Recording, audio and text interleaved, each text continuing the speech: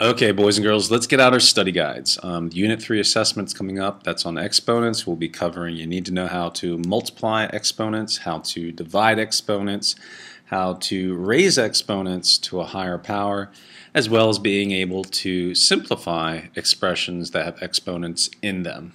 Let's get out our assignment and start. The first page of our study guide. In part 1, we're working with 0 and negative exponents. We need to simplify each of these expressions. I just pulled 3 from the practice problems. And just remember, here's the rule. Anything to the 0 power is 1. Now that's any non-zero number is 1. And a negative exponent is repeated division that is expressed as a fraction. So if we see a negative exponent, that's telling us to change that exponent into a fraction where there's repeated division going on. Well, let's look at the first one here. We have a to the 0 power times b. Well, a to the 0 power, that's going to be 1 because anything to the 0 power is 1. And then I bring down my b, 1b or just b. That's simple enough. Then the next problem we're looking at here is we have r to the negative second power. Well, I need to focus on this. This negative exponent, that negative exponent is actually giving me a command, an operation. It's saying change me. It's the opposite of repeated multiplication. It's repeated division, which we'll express as a fraction. So I need to change this into a fraction, which would be 1 divided by r to the second power.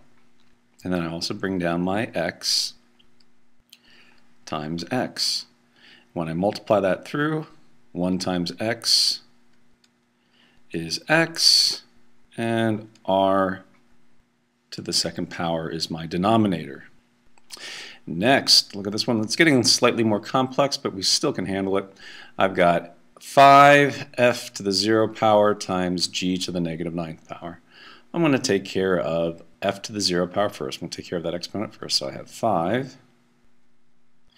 Okay, and then f to the 0 power is going to become 1 because anything to the 0 power is 1. And then times g to the negative 9th power. Well, here again I have a negative exponent. What do I do with that? I have to change that to a fraction, so that's going to be 1 over g to the 9th power. And then I can bring down the 1. And then also bring down my 5. And when I multiply straight across, I know that these whole numbers have a 1 as my denominator. I don't need to really put that, so I just multiply straight across my numerators. 5 times 1 is 5. And then my denominators will be g to the 9th power. The next section in our study guide deals with multiplying exponents. When we multiply exponents, we combine like terms, and if the exponents have the same base, the base will stay the same, and we just add the powers of the exponents together. Well, let's combine like terms. Well, I've got these coefficients here. 3 times 12, they're just numbers, they're straight up. 3 times 12 is 36. Okay, then I have x to the 3rd power times x to the 6th power, which is going to give me x to the 3 plus 6th power. Right here, so that the rule of the pattern is simply when multiplying exponents, the base stays the same, and then you add the powers of the exponents together. And let's clean this up. We're going to end up getting 36x to the 3 plus 6, which is 9th power. And that's our final answer. Over here, likewise, let's combine like terms. I've got the coefficients, 3 and 4. 3 times 4 is 12. Okay, c to the 4th power times c to the 6th power would be c to the 4 plus 6 power. I'm just adding these guys right there. Okay, I'm not done though. I also have 2 d's that I need to combine. I have d to the 3 plus 1 power.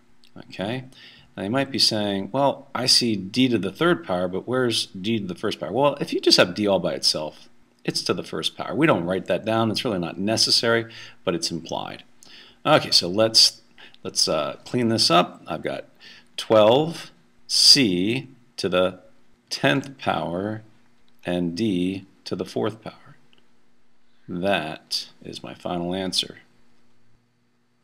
Our next section deals with dividing exponents. Okay, when you divide an exponent, what you're really doing is you are just taking away you're subtracting the denominator's exponent from the numerator's exponent. And the reason for that is, let's just take something simple. Let's say I have a to the 4th power, and I'm dividing that by a to the 3rd power. What does that look like? That looks like a times a times a times a divided by a times a times a to the 3rd power.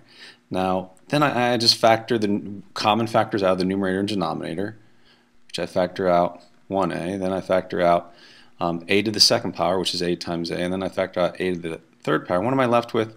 I'm left with a to the 1st power.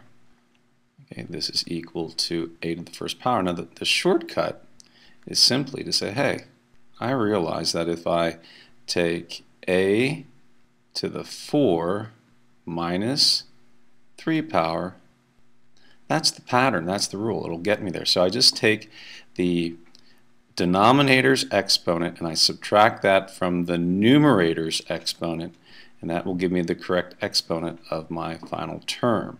Well, let's try this out. Okay, and the other thing too is when we're doing division with exponents, you want to look for common terms. I see here that I've got these coefficients. Okay, 24 over 6. Well, I know right away that I can simplify this to 4. Okay, 24 divided by 6 is 4. And then the next thing, I've got b to the 4th power divided by b to the 8th power. So that's going to be b to the 4 minus 8th power. Now that's going to give us a negative exponent. Okay, that's going to give us 4b to the negative 4th power. Then I need to ask, well, what do I do with the negative exponent? Well, with the negative exponent, I need to change that to a fraction. So I'm going to get 4 times 1 divided by b to the 4th power, because this negative exponent is saying I need to do repeated division instead of subtraction, and I express it as a fraction. And the final answer will be 4 over b to the 4th power. Let's take a look at our next sample problem, or next practice problem. I have 2nx to the 14th power divided by x to the negative 2nd power. Well, I really only have these as common terms. Okay, so when 2n is going to stay 2n, but when I have x to the 14th power divided by x to the negative 2nd power, that means I'm going to get x to the 14 minus negative 2 power. Now, if you guys remember your integers unit way back in 6th and 7th grade, when you subtract a negative, you really are adding. So I'm going to end up with 2nx to the 16th power. And that's my final answer. Our last review section deals with raising exponents to exponents or a higher power. So what you're doing is you already have an exponent and then you are raising that to a higher exponent. And I like here in the example you see, what are we doing with the exponents? When we have y a, or I should say y to the a power and then raise that to the b power, it's really y to the a times b power.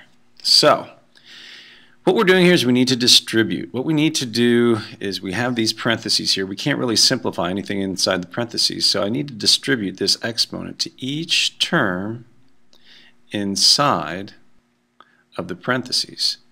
So I need to take 2 and raise that to the 3rd power. And then I need to take y to the 4th power and raise that to the 3rd power.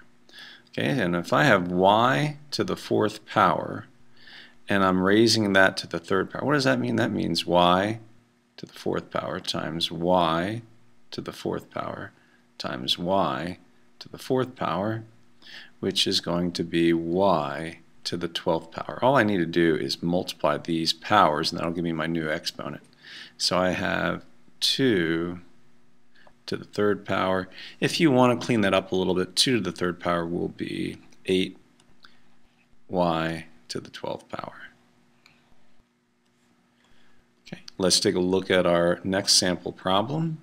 We have a to the third power, b to the fourth power, and we've raised that product to the 7th power. So I need to distribute my exponent once again to both of the terms on the inside of the parentheses. Since there's nothing to simplify, I can't combine any like terms or reduce it in any way. So a to the third power raised to the 7th power is really a to the 3 times 7 power times b to the 4th power times 7. So I'm going to end up getting a to the 21st power times b to the 28th power. And that's it. Well, I hope that was helpful. Tomorrow we will go over the study guide some more and get ready for the test. See ya.